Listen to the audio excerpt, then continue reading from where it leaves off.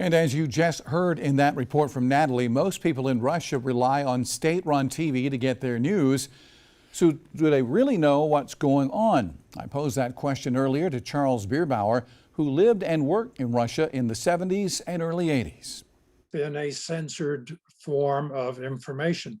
Mr. Putin and his forces have really clamped down on information. Now, there's an old saying that the first casualty of war is the truth. Специальная военная операция по защите Донбасса идет по плану и в соответствии с графиком. Об этом заявил Владимир Путин в разговоре с президентом.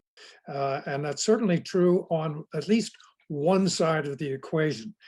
In the days that I lived in Moscow and worked in the East Bloc, residents of any of those countries, whether it was the Russians or even the Ukrainians in those days, because they were behind the Iron Curtain, relied significantly on the Voice of America, Radio Free Europe, the BBC, and many other Western news organizations for information. And what Mr. Putin is doing is he is really cutting them off. You think in our day today, with the ubiquity of the internet and social media, that nearly everyone, through a little device like this, has access, and that's just not the case inside Russia.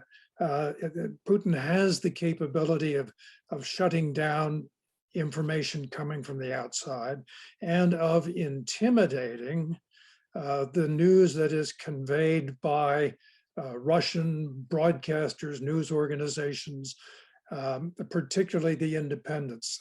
He has had the Russian legislature pass a law that makes it threatens journalists with imprisonment up to 15 years for even suggesting that there is a war. He's calling it a special military action. So you're getting down to just a very oppressive kind of intimidation that says you call it a war and you're going to jail.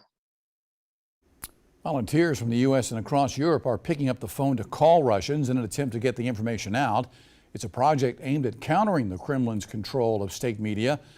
The Kremlin again calling it a special military operation to disarm its neighbor and get rid of neo-Nazi leaders. However, campaigners say that Putin is unwilling to dial down his rhetoric. They'll keep calling Russians to counter his propaganda. Across the U.S. and Europe, they have placed more than 30,000 calls this week from an open database of phone numbers in Russia.